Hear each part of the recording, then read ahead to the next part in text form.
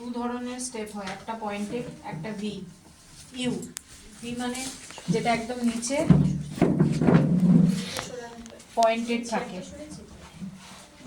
সেটা করতে হলে আলাদা। এটা যেহেতু ইউ, জাস্ট গাইডলাইনটা নিলাম, আগে ছোটটা কেটে বাদ দিয়ে দিলাম। যে গাইডলাইন নিয়েছি সেটাকে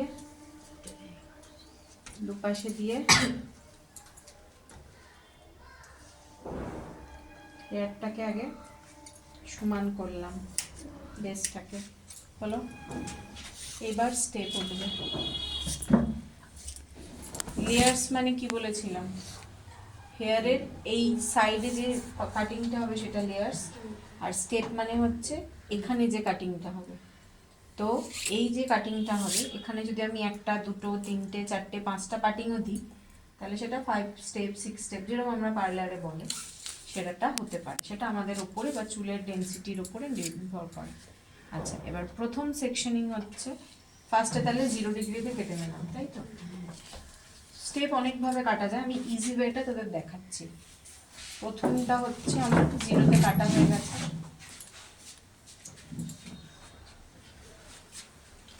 এই ডিগ্রিটা কততে? 45। 45-এ একবারে হেয়ারটাকে কাটবো, হলো।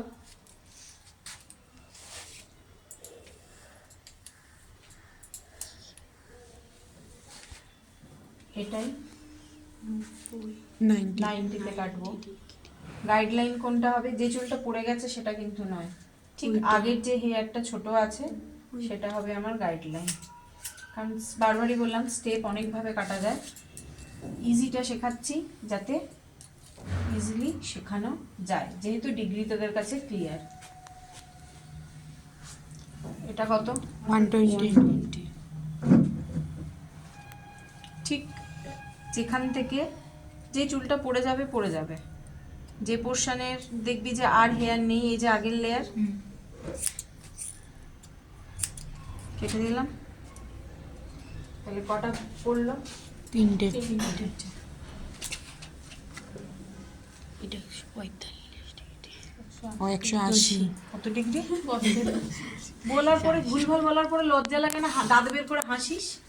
হ্যাঁ, এতবার ধরে ডিগ্রি পড়িয়ে এঁকে ছবি বুঝিয়ে আলোর জন্য ওখানে 145 ডিগ্রি কোত্থেকে পেয়েছিস? আমি তো পাইনি কোনোদিন, তোমাকে বলিস তো একটু কোত্থেকে পেলি 145।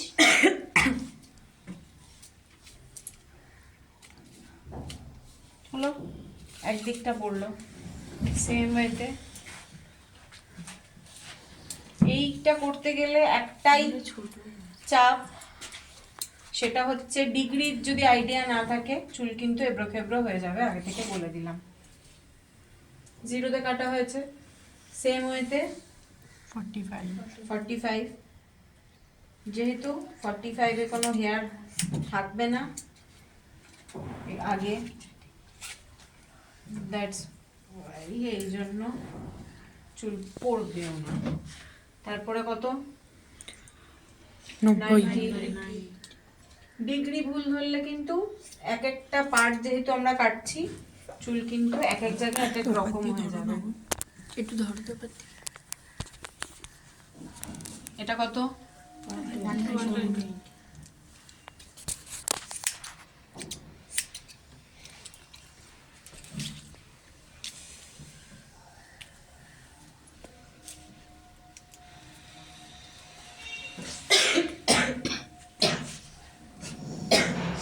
এটা কত?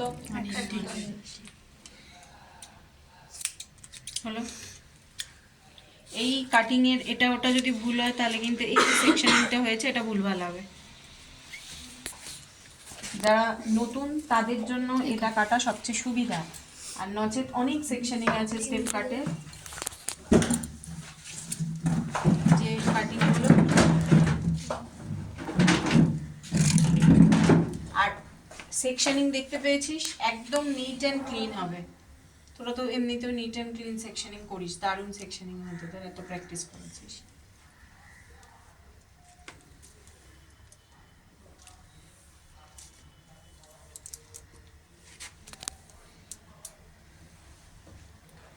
কত?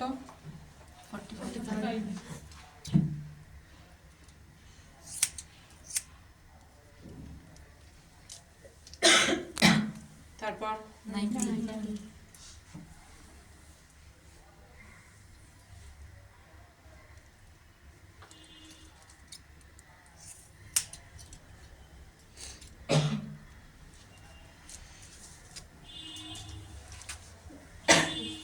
তারপর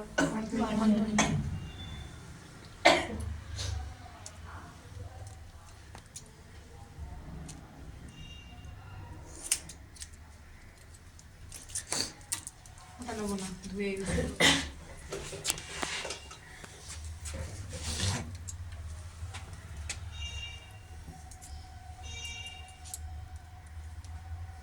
তারপর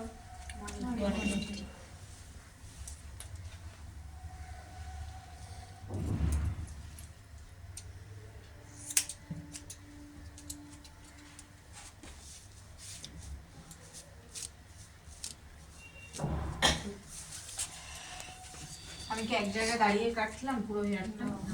ঘুরে ঘুরে এক জায়গায় দাঁড়িয়ে কাটলে কিন্তু বেঁকে যাবে। হেয়ার কাটিং এর সাথে আমার পশ্চারেরও পার্ট আছে। যে কোনো কাটিং এর কোথায় দাঁড়িয়ে হেয়ার ড্রেসার হেয়ার কাটিং করছে সেটা ফলো করাটা খুব দরকার। সামনে পেছনে কোন পোর্শনটা সামনে নিয়ে কাটছে, কোন পোর্শনটা পেছনে নিয়ে কাটছে, সবগুলো কিন্তু ফলো করতে হয়। কত? 45।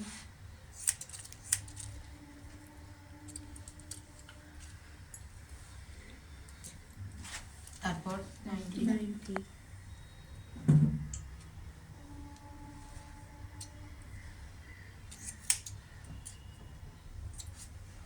তারপর আমি কিন্তু যতবার হেয়ারটাকে তুলছি কি করছি, একসাথে ধরছি তো পুরোটা, কারণ যদি কোনো কারণে কোনো চুল ছেড়ে যায় সেই জন্য বারবারই কিন্তু আমাদের একসাথে ধরে এটাকে তুলতে হবে।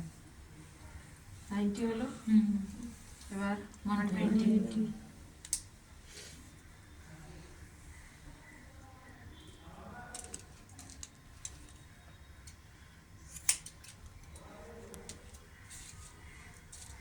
তারপর 180।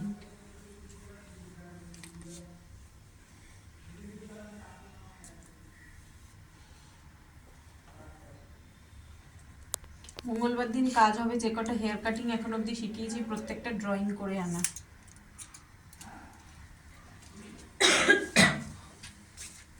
হলো?